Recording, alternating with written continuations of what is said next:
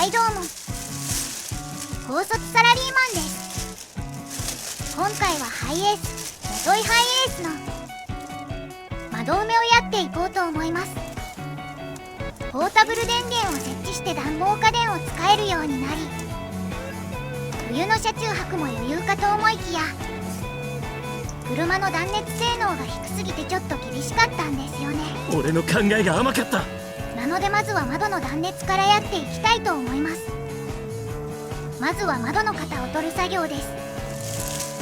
ビニール袋を窓に貼り付けて大体の型を取っていきます。窓を水で濡らしてから貼り付けるとぴったり密着してうまく貼り付けることができます。霧吹きなどあればうまくいくと思いますが、私のように適当に窓を濡らしただけではうまくできませんでしたね。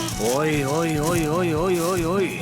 今回作業してみた感想として、この型取り作業がとても重要です。どれだけ正確な型を取れるかで窓埋めパーツの出来が決まるので、皆様がやるときは型取りをしっかりやってください。困ったものだ。一応ビニールで型は取りましたが、再度段ボールでも型を取ってみます。何？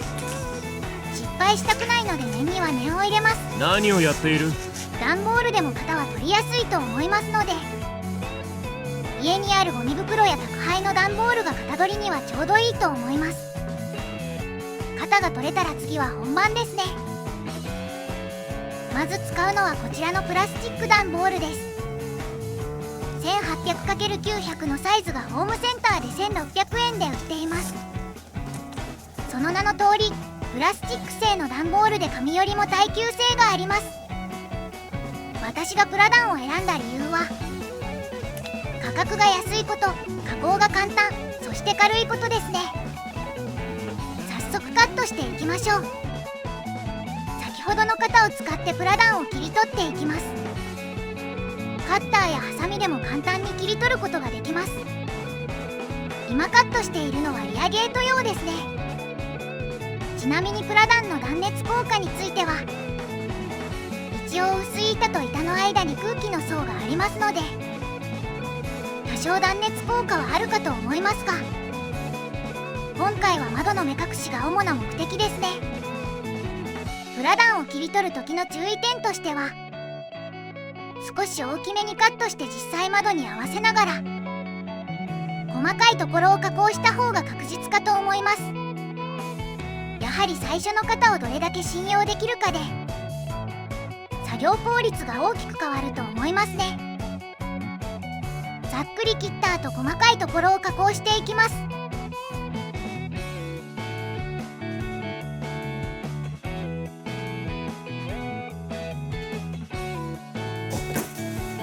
切り抜き終了です。続いてはこのプラダンを使ってさらに断熱材をカットしていきます。使うのは住宅の断熱にも使われているスタイロフォームです。 1800×900 厚さ3センチで1600円くらいでした。ではカットしていきましょう。プラダンでは断熱効果が薄いと思ったため、このスタイロフォームを使うことにしました。この断熱材を選んだ理由もプラダンと同じく、価格が安いこと、加工が簡単、そして軽いことですね。材質はほぼ発泡スチロールでとても軽く、この通りカッターで簡単に加工できます。住宅用だけあって性能も十分かと思います。続いてリアゲート用もカットしていきます。こちらはセンサーやドライブレコーダーのカメラがあるため、少しカットが複雑になります。しかしスタイロフォームの加工しやすさもあって、作業はそれほど難しくありません。断熱材のカットが終了したら、さらに一工夫加えたいと思います。こちらはアルミテープです。こちらを断熱材に貼り付けていきたいと思います。なぜアルミテープを貼るかというと、アルミには遮熱効果があるため、スタイロフォームの断熱効果と合わせて効果的な窓埋めを目指したいと思います。何？車の断熱性能を上げることができれば外音の影響による車内温度変化を小さくできます。なるほど。さらに遮熱効果を上げることでなんだ？太陽や暖房器具による放射熱を反射できますので冷暖房の効果を上げることができます。おお、まあ実際どのくらい効果があるか分かりませんが、試してみっか。ものは試しで効果を信じて作業しましょう。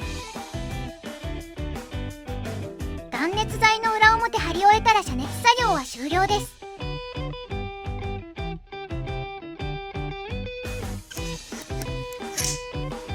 見た目はだいぶ派手になりましたが、この後プラダンを貼り付けるのでアルミテープがちょうどいい下地になると思います。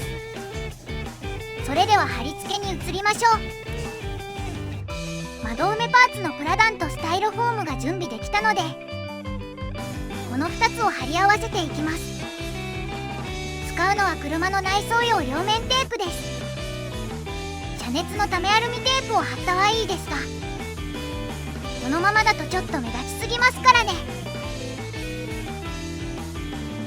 断熱材として使用したスタイロフォームは表面がザラザラしているためテープ類が貼りづらいんですよね。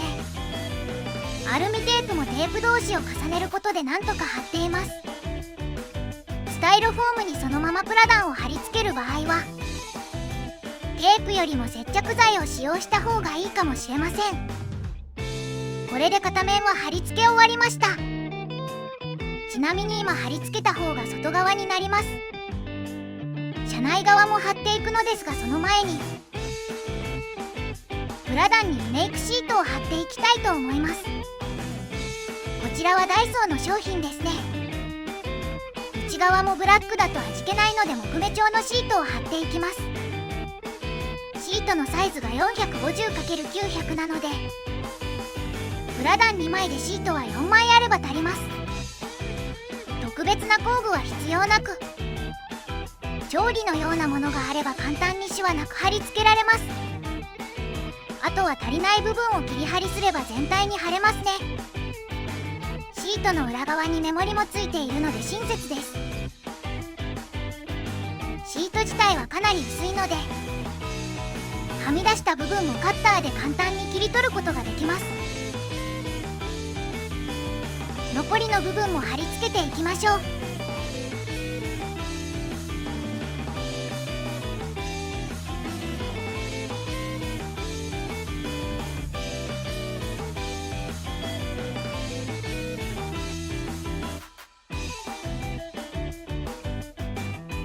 リメイクシート貼り付け終了です。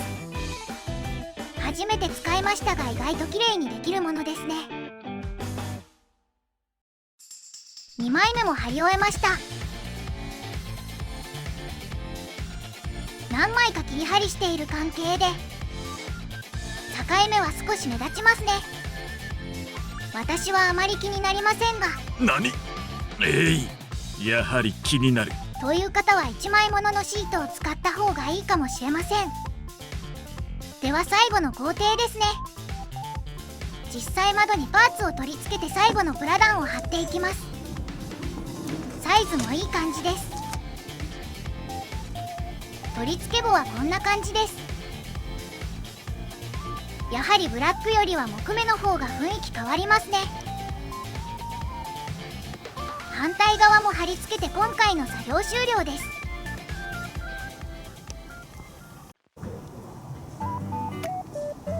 窓埋め完了後はこんな感じです。なんだかんだサイズは窓枠ちょうどに作ることができました。逆にちょうど過ぎて枠から外すのが大変なくらいですね。外側から見てみるとブラックのプラダンのおかげでフルスモークみたいな感じですね。しっかり目隠しもできています。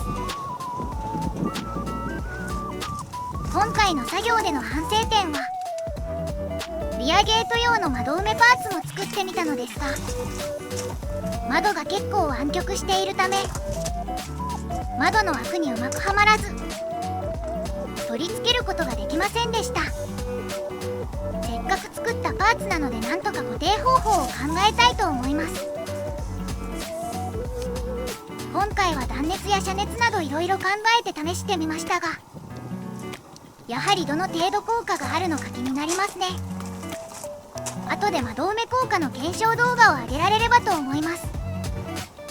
ぜひそちらもご覧いただければと思います。ということで今回の動画は以上となります。ご視聴ありがとうございました。チャンネル登録、高評価いただけると嬉しいです。コメントもいただけるととても励みになります。それではまた。